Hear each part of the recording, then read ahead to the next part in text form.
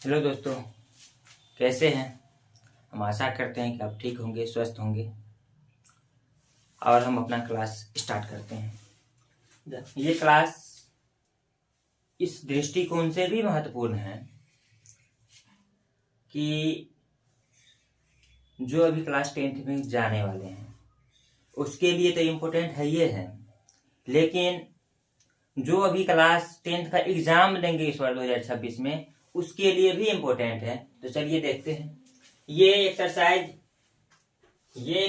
Class 10th का 1.1 का class 10th का एक्सरसाइज 1.1 का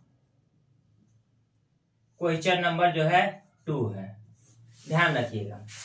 इससे पहले हम एक प्रमेय समझा देते हैं, फिर चलेंगे सवाल की ओर। प्रमेय 1.1 कहता है कि दो धनात्मक पूर्णांक, क्या कहता है, दो धनात्मक पूर्णांक a और b दिए रहने पर, दो धनात्मक पूर्णांक a और b दिए रहने पर ऐसी अद्वितीय पूर्ण संख्या q और r विद्यमान होता है। q और r विद्यमान है, जिसे एक फार्मूला तैयार होता है a बराबर बी क्यू प्लस आर।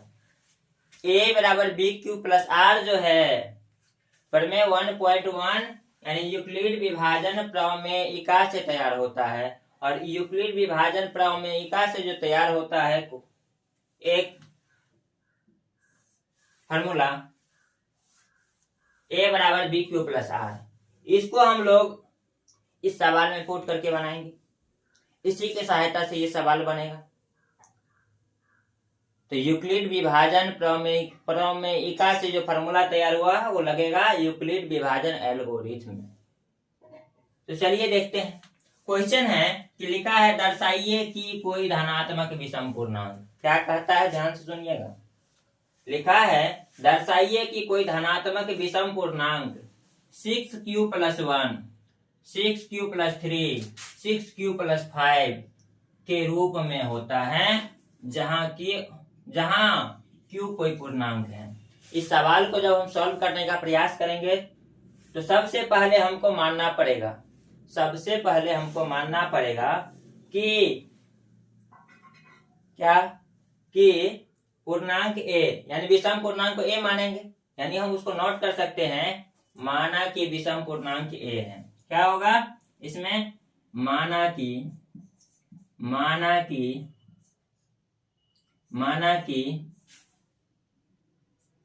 विषम पूर्णांक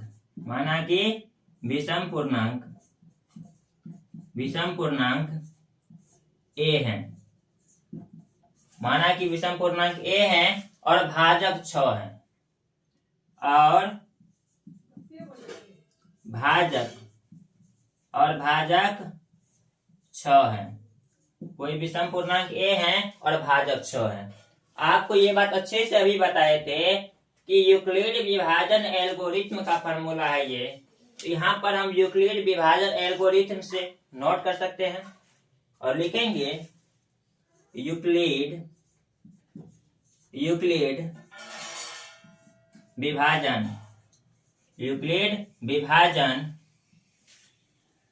एल्गोरिथम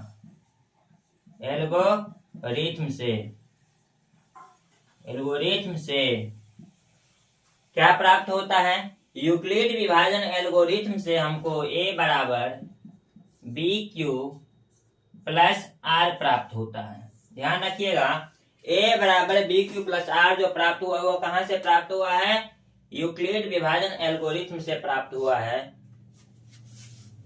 तो आपको पहले पता है कि ये 6q प्लस 3, 6q प्लस 1 या 6q प्लस 5 जो है इसको किस रूप में लेंगे, तो लिखेंगे a बराबर 6q प्लस r, यानी b के स्थान पर किसको, 6 को पुट किया जाएगा, यानी b के स्थान पर 6 को पुट किया जाएगा, यानी इस 6 से इस a को विभाजित करेंगे।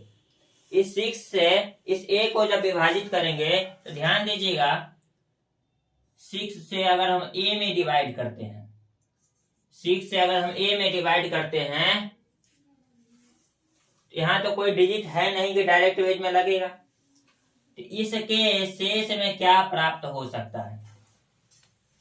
किसी भी नंबर से अगर दूसरा नंबर को डिवाइड करते तो कुछ ना कुछ रिमेंबर प्राप्त होगा, रिमेंबर प्राप्त होगा। तो मान के चलिए जैसे 6 से 8 में डिवाइड करेंगे तो 6 एकम 6, यहाँ पर जैसे शेष में 2 प्राप्त हुआ है। तो यहाँ पर अगर 6 से अगर a में डिवाइड करेंगे तो हमको संभवतः शेष प्राप्त होगा क्या?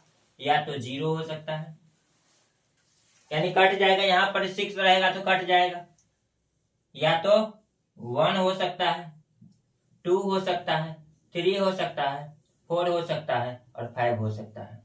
यानी कि जितने भी शेष प्राप्त होंगे वो 6 से कम प्राप्त होंगे, जितने भी शेष प्राप्त होंगे वो 6 से कम प्राप्त होंगे। तो इसी के अकॉर्डिंग, इसी के अनुकूल हम लिखेंगे, क्या लिखेंगे, क्या लिखेंगे? इसीलिए लिख सकते हैं अतः r बराबर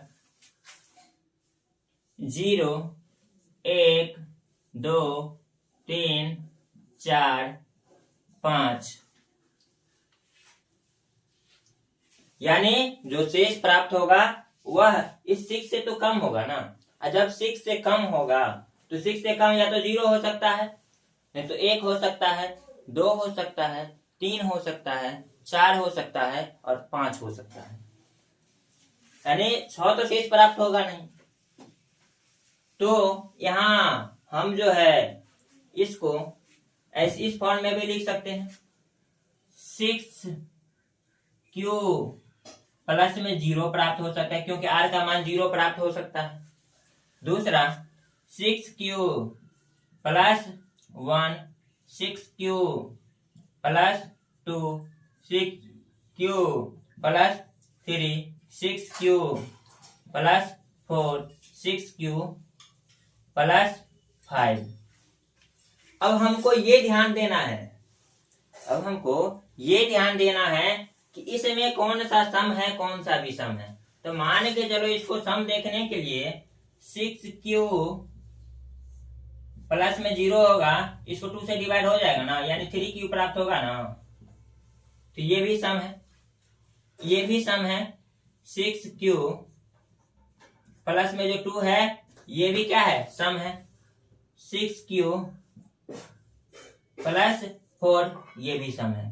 तो 6q प्लस 0, 6q प्लस 2 और 6q प्लस 4 ये तीनों के तीनों सम पूर्णांक है, ये तीनों के तीनों सम पूर्णांक है। 6q प्लस 1, 6q प्लस 3 और 6q प्लस 5 इसके अलावा बच जाते हैं, यानी ये तीनों के तीनों क्या है, सम पूर्णांक है। इसको हम नोट कर सकते हैं।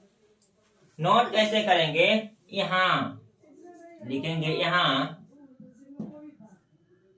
a के मान, यहाँ a का, क्या लिखा है, यहाँ a का मान, यहाँ a का मान 6q या 6q प्लस 2 या 6q प्लस 4। ध्यान दीजिएगा, यहाँ a का मान 6q या 6q प्लस 2 या 6q प्लस 4 ये सम पूर्णांक है। क्या 6q प्लस 4 क्या है, ये सम पूर्णांक है, सम पूर्णांक है, सम पूर्णांक है।